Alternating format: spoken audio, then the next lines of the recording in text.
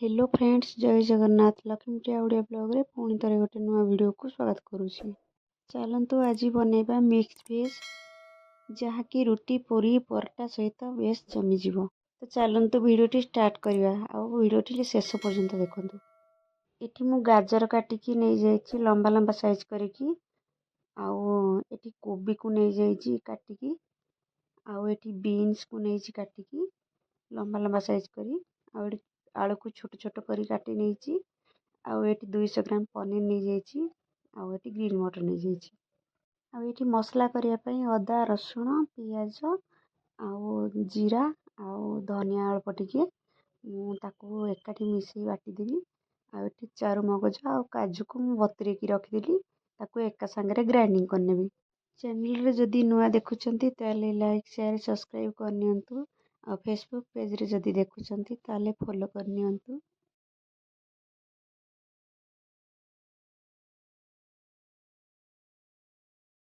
ତ ଏଠି ଦେଖନ୍ତୁ ମସଲା ପୁରା ଫାଇନ୍ ମୁଁ ପେଷ୍ଟ କରି ନେଇଛି। ଆଉ ଏଠି 2ଟା ବଡ଼ ସାଇଜ୍ର ଟମାଟୋକୁ ମୁଁ କାଟିକି ନେଇଯାଇଛି, ତାକୁ ଗ୍ରାଇଣ୍ଡିଙ୍ଗ କରିନେବି, ପୁରା ଫାଇନ୍ ପେଷ୍ଟ କରିଦେବି। ତ ଟମାଟୋକୁ ଏଠି ମୁଁ ପେଷ୍ଟ କରି ନେଇଛି। ତ କଡ଼େଇରେ ଏବେ ତେଲ ଦେଇକି ମୁଁ ଏବେ ପନିର ଗୁଡ଼ାକୁ ସବୁ ଭଲ ଭାବରେ ଭାଜି ନେବି, ଟିକେ ହାଲକା ଲାଇଟ୍ ବ୍ରାଉନ୍ ହେବା ପର୍ଯ୍ୟନ୍ତ। ପ୍ରତ୍ୟେକ ଘର ମାନଙ୍କରେ ତ ମିକ୍ସ ଭେଜ୍ ନିହାତି ଅଲଗା ଅଲଗା ଷ୍ଟାଇଲରେ କରିଥାନ୍ତି, ତ ଏହି ଷ୍ଟାଇଲରେ ନିଶ୍ଚିନ୍ତ କରି ଖାଆନ୍ତୁ, ବହୁତ ଭଲ ଲାଗିବ।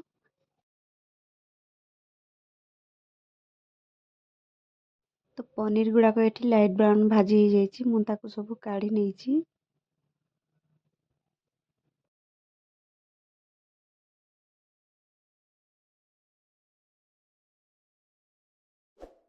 ତାପରେ ସେଥିରେ ମୁଁ ଆଳୁକୁ ଏବେ ଭାଜି ନେବି।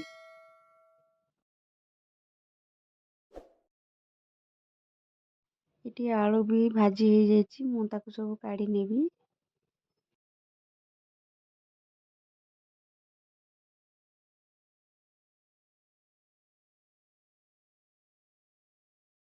ତାପରେ ମୁଁ ଗାଜରକୁ ଭାଜି ନେବି।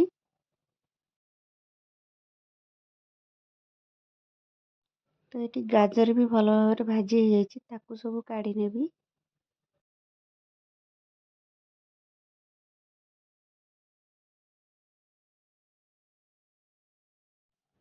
ତାପରେ ମୁଁ ବିନ୍ସକୁ କାଟିକି ଯେଉଁ ରଖିଥିଲି ତାକୁ ବି ଭାଜି ନେବି ଭଲସେ, ଲାଇଟ୍ ବ୍ରାଉନ୍ ହେବା ପର୍ଯ୍ୟନ୍ତ। ଆଉ ଏଥିରେ ଅଳ୍ପ ଟିକେ ମୁଁ ଲୁଣ ଦେଇ ଦେଇଛି, କାହିଁକିନା ଜଲ୍ଦି ସିଝିବ ଆଉ ଜଲ୍ଦି ଭଲସେ ଭାଜି ହେଇଯିବ। ଆପଣ ଆଳୁରେ, କୋବିରେ, ଆଉ ବିନ୍ସରେ, ଗାଜରରେ ସବୁଥିରେ ଟିକେ ଟିକେ ଲୁଣ ଦେବେ, କାହିଁକିନା ଜଲ୍ଦି ଭାଜି ହେଇଯାଇଥାଏ, ଆଉ ଟେଷ୍ଟ ବି ଭଲ ଆସିଥାଏ। ଏହାପରେ ମୁଁ କୋବିକୁ ବି ଭାଜି ନେବି, ଅଳ୍ପ ଟିକେ ବି ଲୁଣ ଦେଇ ଦେଇଛି କୋବିରେ। ତ ଏଠି କୋବି ବି ମୋର ଭାଜି ହେଇଗଲାଣି, ତାକୁ ଏବେ ମୁଁ ସବୁ କାଢ଼ି ନେବି। କଡ଼େଇରେ ଏବେ ଆଉ ଟିକେ ତେଲ ଦେଇ ଦେଇଛି, ତାପରେ ଏଠି ତେଜପତ୍ର ଗୋଟେ ଫୁଟେଇ ନେଇଛି, ଏଠି ଗୁଜୁରାତି 2ଟା, ଆଉ ଏଠି ଡାଲଚିନି ଗୋଟେ, ଆଉ ଏଠି ଜିରା ଟିକେ, ତାପରେ ମୁଁ କାଶ୍ମୀରୀ ଲଙ୍କା ଗୁଣ୍ଡକୁ ଦେଇ ଦେଇଛି। ତାପରେ ସାଙ୍ଗେ ସାଙ୍ଗେ ସେଇ ମସଲାକୁ ମୁଁ ଦେଇଦେବି, ନହେଲେ ଲଙ୍କା ଗୁଣ୍ଡଟା ଯେଉଁ ଦିଆ ହେଇଛି ସେ ଜଳିଯିବ। ତ ସାଙ୍ଗେ ସାଙ୍ଗେ ମସଲା ଦେବେ। ଏଠି ମୁଁ 2 ଚାମଚ ଦେଇ ଦେଇଛି ହଳଦୀ ଗୁଣ୍ଡ, ତାକୁ ଟିକେ ଭଲସେ ମୁଁ ଚଲେଇ ଦେବି। ତାପରେ ଯେଉଁ ଟମାଟୋକୁ ଗ୍ରାଇଣ୍ଡିଙ୍ଗ କରି ରଖିଥିଲି ମୁଁ ତାକୁ ଏବେ ଢାଳି ଦେବି। ଜାରରେ ଯେଉଁ ମସଲା ଲାଗିଥିଲା ମୁଁ ଅଳ୍ପ ଟିକେ ପାଣି ଦେଇ ଗୋଳେଇ ନେଇ ତାକୁ ଏବେ ଛାଡ଼ି ଦେଇଛି। ତ ତାକୁ ଏବେ ଟିକେ ଭଲସେ ଗୋଳେଇ ନେଇକି ଆମେ ଢାଙ୍କୁଣି ଦେଇଦେବା। ଲୋ ଫ୍ଲେମ୍ରେ ଆମେ 10 ମିନିଟ୍ ପର୍ଯ୍ୟନ୍ତ ମସଲାକୁ ଭଲ ଭାବରେ କଷିବା।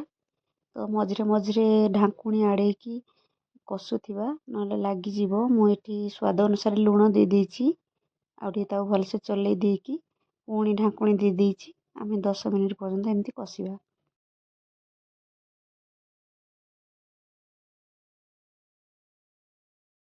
ଦେଖନ୍ତୁ ମସଲା ବି କଷା ହେଇ ଆସିଲାଣି, ଏଠି ତେଲ ବି ଉପରକୁ ଉଠି ଆସିଲାଣି। ଆଉ ଏବେ ଗ୍ରୀନ୍ ମଟରକୁ ଆମେ ସେଇଥିରେ ଛାଡ଼ିଦେବା, ଆଉ 2 ମିନିଟ୍ ପର୍ଯ୍ୟନ୍ତ ତାକୁ କଷିବାକୁ ଦେବା।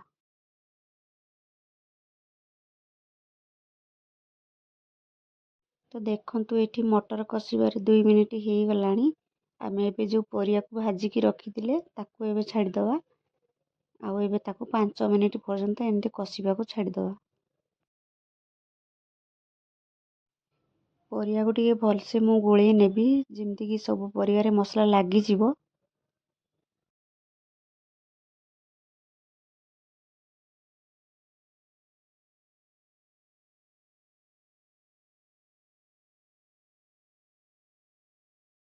ଏବେ ସବୁ ପରିବା ମସଲା ସହିତ ମିକ୍ସ ହେଇଯାଇଛି। ଆମେ ଏବେ ଢାଙ୍କୁଣୀ ଦେଇଦେବା ଆଉ ମଝିରେ ମଝିରେ ଏମିତି ଚଲଉଥିବା।